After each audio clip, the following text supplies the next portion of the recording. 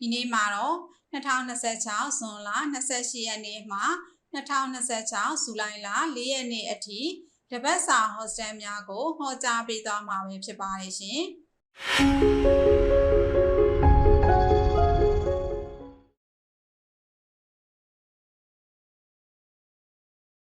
မင်္ဂလာပါရှင်။ကျွန်မကတော့လက်ရှိမင်းသိင်္ဂပေးတင် application မှာပြည်တင်ဟောကြားပေးနေတဲ့ဆရာမဒေါ်စုမြတ်ထွန်းပဲဖြစ်ပါတယ်ရှင်။ဒီနေ့မှာတော့2026ဇွန်လ28ရက်နေ့မှ2026ဇူလိုင်လ4ရက်နေ့အထိတပတ်စာဟော့စတယ်များကိုဟောကြားပေးသွားမှာပဲဖြစ်ပါတယ်ရှင်။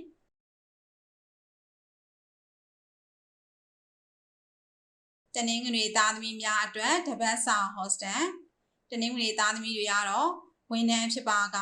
လုပ်ငန်းခွင်မှာအတိုက်ခိုက်ပေါ်မေမော်တော်ကားအရောင်းဝယ်ဖြစ်မေရောင်းမထွက်သေးသောမော်တော်ကားရှိပါက၎င်းမော်တော်ကား၏ dashboard ထဲမှာခဲတံချွန်ဆက်တစ်ခုထည့်လိုက်ပါ၎င်းမော်တော်ကားဈေးကောင်းကောင်းနဲ့ရောင်းထွက်သွားလိမ့်မယ်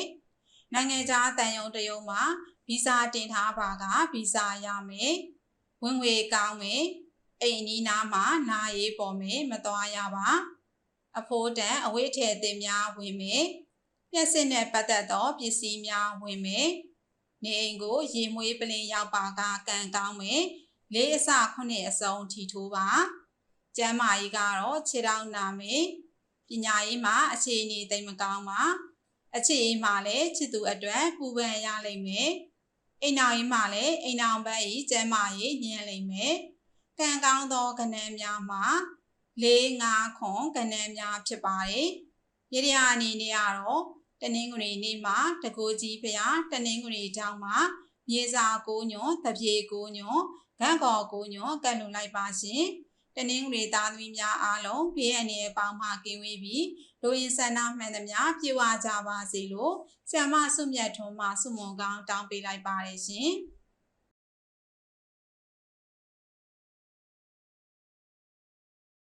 တနင်္လာသားသမီးများအတွက်တပတ်စာဟော့စတယ်တနင်္လာသားသမီးတွေကတော့အလုပ်သစ်အတွက်အင်တာဗျူးဝင်ရမယ်အောင်မြင်မယ်မော်တော်ဆိုင်ကရောင်းဝယ်ဖြစ်မယ်အိမ်ကန်တိုက်ခန်းကွန်ဒိုကန်ရောင်းမထွက်သေးပါက၎င်းအိမ်ကန်ကွန်ဒိုကန်ဤအဝင်အထွက်တကားရွက်ဤအပြင်ဘက်မှနေပြီး50ခွန်ကဏ္ဍရေးပါမြေပြူသို့မဟုတ်ဆော့ပင်အပြာဖြင့်ရေးပါကြာသာပတေးနေ့နနက်ပိုင်းနဲ့နေ့လယ်ပိုင်းမှာရေးပါရေးထားသော50ခွန်ကဏ္ဍကိုဝင်မခတ်ရမဝိုင်းရပါတောင်ကုန်းတောင်တန်းဘက်သို့ခရီးထွက်ရလိမ့်မယ်ကုသိုလ်ကောင်းမှုတစ်ခုပြုလုပ်ရလိမ့်မယ်ရက်ဝေးမှာသတင်းကောင်းရောက်မယ်လက်ဖက်ဆိုလက်ဖက်ချောင်းလက်ဆောင်ရပါကတိအစကိုအစုံထီထိုးပါပညာရေးမှာတိုးတက်မှုရှိပါတယ်ကျန်းမာရေးကတော့သွားနာသွားကြိုက်ဖြစ်မယ်အခြေရေးမှာကံကောင်းပါတယ်ချစ်သူထံမှာလက်ဆောင်ရမယ်အိမ်နောက်ရေးမှာလည်းတာယာပါတယ်ကံကောင်းသောကဏ္ဍများမှာ1 2 9ကဏ္ဍများဖြစ်ပါတယ်ရရအနေနဲ့ကတော့တနင်္လာနေ့မှာတကိုးကြီးဖျားတနင်္လာတောင်းမှာငွေကြီး2လက်ကတ်လူလိုက်ပါရှင်တနင်္လာသားသမီးများအားလုံးဘေးအန္တရာယ်ပေါင်းမှကင်းဝေးပြီးမိမိတို့လူရင်းဆန္ဒများပြည့်ဝကြပါစေလို့ဆရာမဆုမြတ်ထွန်းမှဆုမွန်ကောင်းတောင်းပေးလိုက်ပါတယ်ရှင်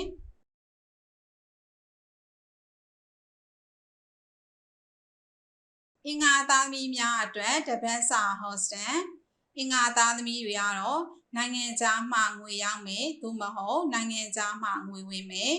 ကျွေးကိစ္စအတွက်ရင်အေးရမယ်အမှုရှိပါကအမှုနိုင်မယ်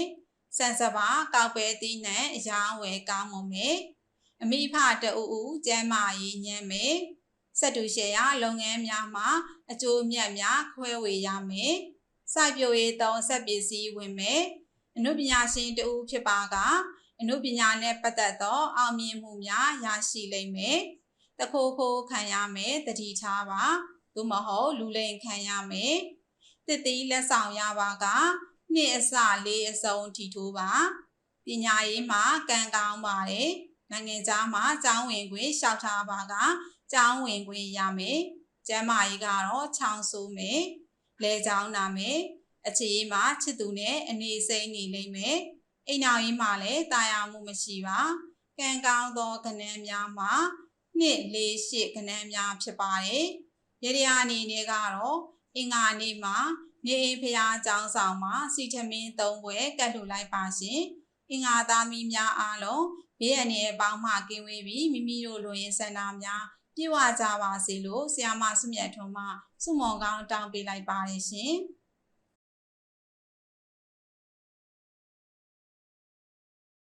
ဗုဒ္ဓဘုသားသမီးများအတွက်တပတ်စာဟော့စတန်ဗုဒ္ဓဘုသားသမီးတွေကတော့ဝန်ထမ်းဖြစ်ပါကအလုပ်ပြောင်းသို့မဟုတ်အလုပ်နေရာပြောင်းတစ်မျိုးမျိုးပေါ်မယ်။မြေရောင်းဝယ်အတွက်အပေးယူစာချုပ်ချုပ်ဆိုရလိမ့်မယ်။အမွေကိစ္စအတွက်သတင်းကောင်းကြားရမယ်။အမွေကိစ္စညှိနှိုင်းရမှာအဆင်ပြေမယ်။အိမ်နေရာအရွှေ့ပြောင်းအတွက်အစီအစဉ်ပြုလုပ်ရလိမ့်မယ်။လူမှုရေးလုပ်ငန်းပရဟိတလုပ်ငန်းများကိုအားသွန်ခွန်ဆိုင်ပြုလုပ်ရလိမ့်မယ်။ရေလုပ်ငန်းရေထွက်ပစ္စည်းရောင်းဝယ်ရေးလုပ်ငန်းများမှာအခက်အခဲပေါ်မယ်။နေအိမ်ကိုမိဖို့ကြောင့်သုံးဓာတ်တစ်ချောင်းတဝင်းမှာက6အစ9အစုံထီထိုးပါပညာရေးမှာစိန်ခေါ်မှုကြီးမားနေပါတယ်အထူးကြိုးစားပါကျန်းမာရေးကတော့နားဦးနားလေထွက်ယောဂဖြစ်မယ်အခြေရေးမှာချစ်သူ2ဦးကြားအနှောက်အယှက်ပေါ်မယ်အိမ်နောက်ရေးမှာလည်းအိမ်နောက်ဘက်နဲ့စကားများရမယ်ကံကောင်းသောကဏ္ဍများမှာ9 6 9ကဏ္ဍများဖြစ်ပါတယ်ရေတရာအနေနဲ့ကတော့ဗုဒ္ဓဘုနေ့မှာတကိုးကြီးဖျားဗုဒ္ဓဘုတောင်မှာရက်ဖြူလေးလက်ရက်နီလေးလက်ကတ်လှူလိုက်ပါရှင်ဗုဒ္ဓဘုသားသမီးများအားလုံးဘေးအန္တရာယ်ပေါင်းမှကင်းဝေးပြီးမိမိတို့လိုရင်းဆန္ဒများပြည့်ဝကြပါစေလို့ဆရာမစုမြတ်ထွန်းမှဆုမွန်ကောင်းတောင်းပေးလိုက်ပါတယ်ရှင်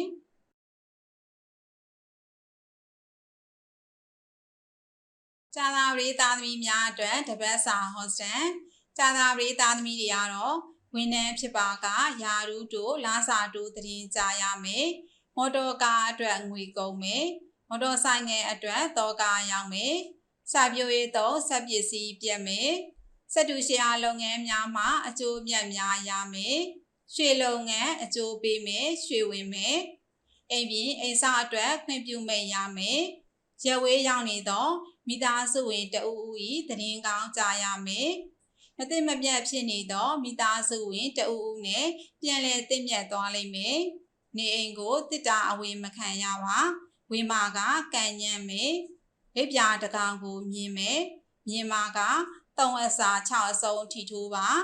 ကျမ်းမာရေးကတော့ရင်ပြည့်ရင်ကဲဖြစ်မယ်ပညာရေးမှာအခြေအနေကောင်းပါတယ်အချစ်ရေးနဲ့အိမ်နောက်ရေးမှာလည်းတာယာပါတယ်ကံကောင်းသောကဏ္ဍများမှာ3 6ခွန်ကဏ္ဍများဖြစ်ပါတယ်ရေရာအနေနဲ့ကတော့ကြာသာပရိနေမှာတကူကြီးဖျားကြာသာပရိတောင်မှာဇီးကိုညွန်တပြေကိုညွန်ဂန့်ကော်ကိုညွန်ကတ်လှူလိုက်ပါရှင်ကြာသာပရိသားသမီးများအားလုံးဘေးအန္တရာယ်ပေါင်းမှကင်းဝေးပြီးမိမိတို့လိုရင်းဆန္ဒများပြည့်ဝကြပါစေလို့ဆရာမစုမြတ်ထွန်းမှဆုမွန်ကောင်းတောင်းပေးလိုက်ပါတယ်ရှင်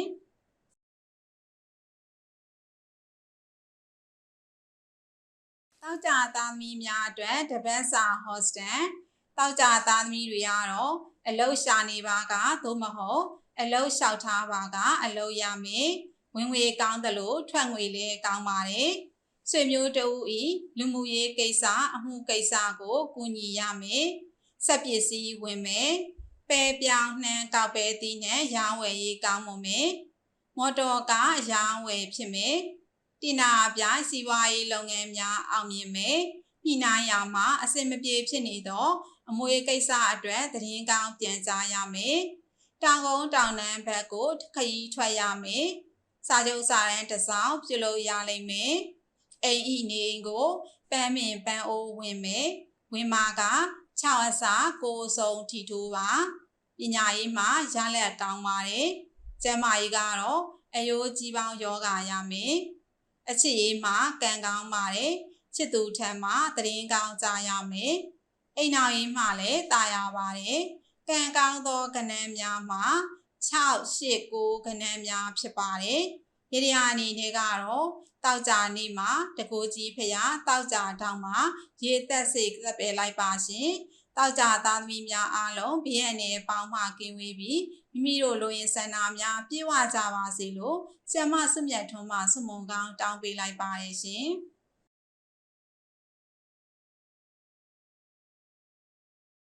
စနေသားသမီးများအတွက်တပတ်စာဟော့စတန်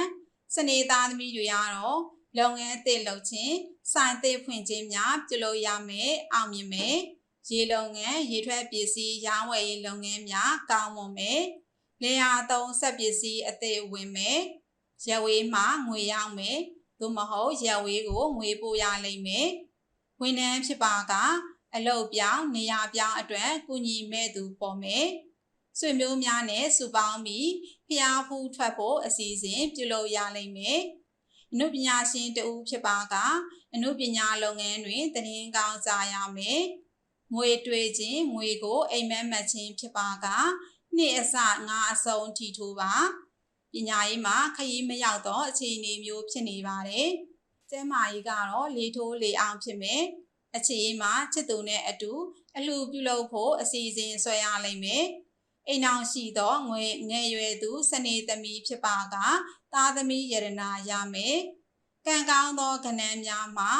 256ကဏ္ဍများဖြစ်ပါတယ်။ဒီရာအနေနဲ့ကတော့စနေနေ့မှာတကူကြီးဖျားစနေတောင်းမှာရွှေထီး9လက်ကန့်လှူလိုက်ပါရှင်။စနေသားသမီးများအားလုံးဘေးအန္တရာယ်ပေါင်းမှကင်းဝေးပြီးမိတို့လိုရင်ဆန္ဒများပြည့်ဝကြပါစေလို့ဆရာမဆုမြတ်ထွန်းမှဆုမွန်ကောင်းတောင်းပေးလိုက်ပါတယ်ရှင်။